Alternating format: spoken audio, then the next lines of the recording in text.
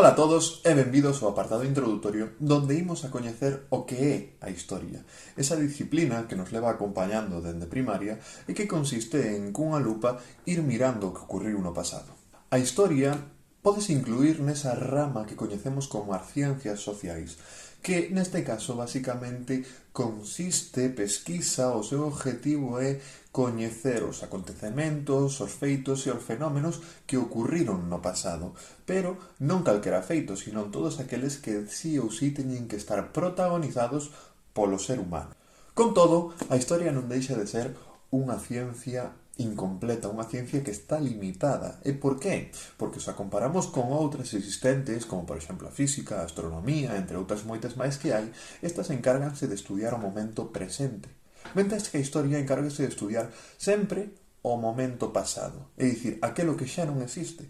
E como non existe, nós realmente non temos grandes medios para comprobar se o que estamos estudiando é verdade. E isto sempre o leva a ter unha continua reinvención, sempre hai reinterpretacións e revisar se o que se está dicindo é correcto ou non, porque sempre dependemos de que se conserven restos do pasado para nós poder analizalos. E acabo de comentar unha palabra moi importante, analizalos, porque a historia, neste caso, non se encarga únicamente de narrar como se fora un conto o que pasou antes, sino que se encarga de analizar esos feitos, acontecementos e circunstancias xa pasadas para comprender por que ocurriron. É dicir, en todo momento saber que foron unhas causas que nos levaron unhas consecuencias.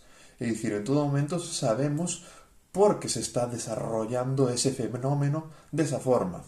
Non é como coller un libro e empezar a ler e narrar o que ocurriu, sino o que realmente lle interesa a historia é analizar e entender por que pasa esa situación. Unha vez sabemos isto, chegamos á pregunta chave, que é para que sirve a historia. Realmente ten varias utilidades, pero nós aquí simplemente imos a comentar tres delas.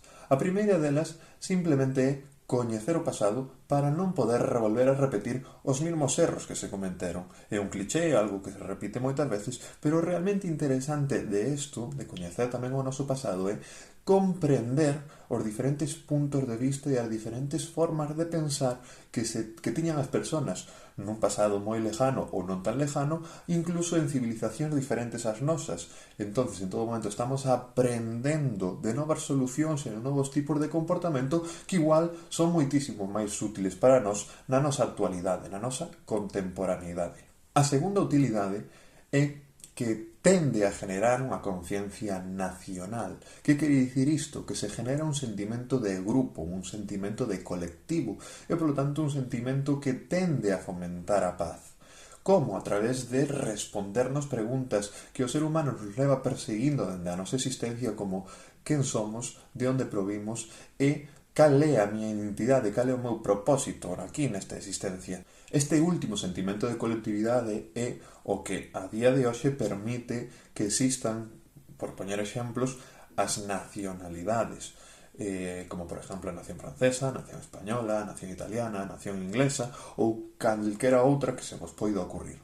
E por último, pero non por iso menos importante, a historia tamén nos axuda a desenvolver un pensamento crítico, algo fundamental en calquera sociedade e en calquera individuo, onde basicamente nos axuda a empezar a pensar por nós mismos. Como? Porque a historia é unha disciplina científica que nos axuda moito a empezar a analizar todo o que nos rodea, comprendendo esa relación de causalidade. Que quere dicir isto? Onde todo o que está ocurrindo ao meu redor ten sempre unha causa e, polo tanto, esa causa lévanos a unha consecuencia. Se eu coñezo sempre esa relación, podo chegar a previr cales son os problemas ou os beneficios que me van a chegar e sempre escoller a opción máis acertada a través dun pensamento e dunha reflexión crítica personal onde eu escolla que é o que a min mellor me vai a vir. En definitiva, pensar por nós solos convírtenos, nunca mellor dito, en libres, porque xa non estamos obligados a seguir o que fai a gran maioría, sempre e cando non esteamos de acordo con esa gran maioría. Como xa dixemos, a historia encárgase do estudio do pasado, e isto traenos un gran problema, e é que no pasado ocurren moitas cousas, e á vez incluso algunhas máis largas que outras, con máis ou menos duración, entonces todo nos reconduce a unha pregunta: como ordenar ese pasado? Para saber respondela, primeiro temos que ter tres cousas que o que se adoitan dar sempre nese pasado, é dicir, diferentes características que poden ter os acontecementos que xa pasaron. O primeiro de todos é a sucesión. Un bo historiador sempre ten que saber en todo momento o que ocorreu antes e o que ocorreu despois, ordenando sempre neste orden: pasado, presente e futuro. En segundo lugar, un bo historiador tamén ten que saber que existe a lei da simultaneidade. Que quere dicir isto? Que hai no pasado diferentes acontecementos importantes que nos poden interesar para comprender ben que foi o que ocorreu, pero que ocurren á vez, e incluso en territorios diferentes. Por exemplo, a civilización grega desarrollouse ao mesmo tempo que a civilización romana, a cal nun futuro acabará conquistándoa. Vemos como son dous acontecementos, dous feitos, dous fenómenos que ocurren exactamente ao mesmo tempo, cousas que non teñen por que ter unha relación en sí, pero que terminan tendo esa unión a través da conquista que eu xa comentei. E, por último, tamén é moi importante entender que non todos os acontecementos teñen exactamente a mesma duración. Hai algúns máis cortiños e hai outros moito máis longos.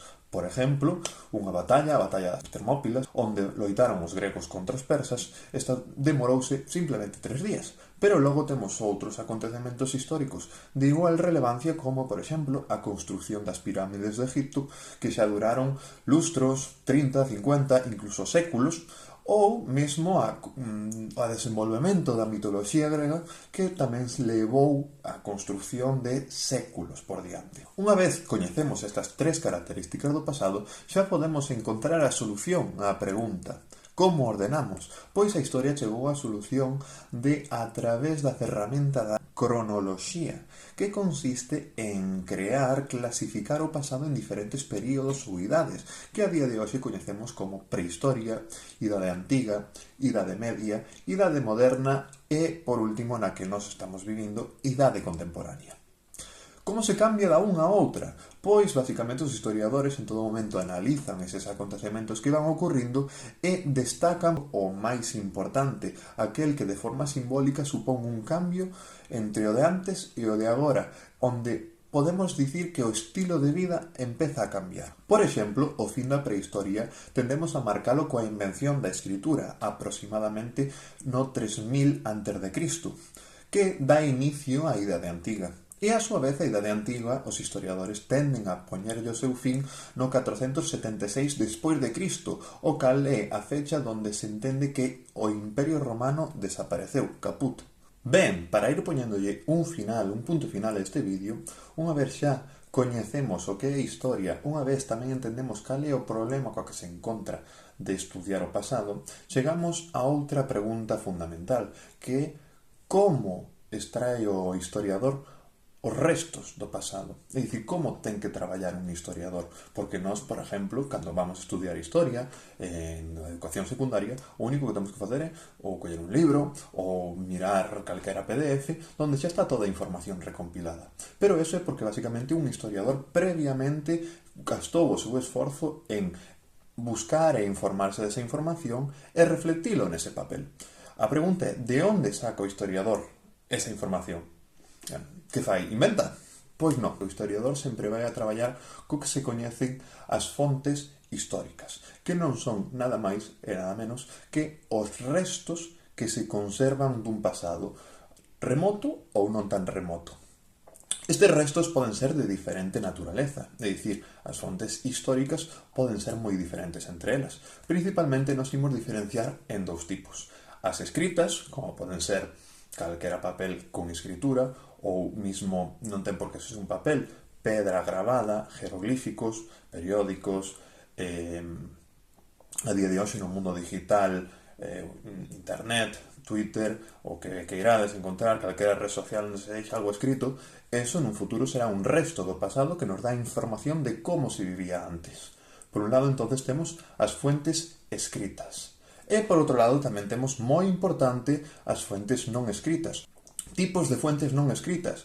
Por exemplo, audiovisuais, por exemplo, arqueológicas, artísticas, fotográficas ou orais. É dicir, unha simple entrevista aos nosos avós ou aos nosos pais que viviron máis que nós tamén é unha fuente moi interesante para coñecer o pasado, porque eles teñen as súas propias vivencias e as súas propias experiencias e puntos de vista de como ocurriron acontecementos que igual nos interesa coñecer para entender por que a nosa actualidade, o noso presente é tal como é a día de hoxe e que podemos facer, que podemos aprender dese pasado para ser moito máis eficientes no futuro.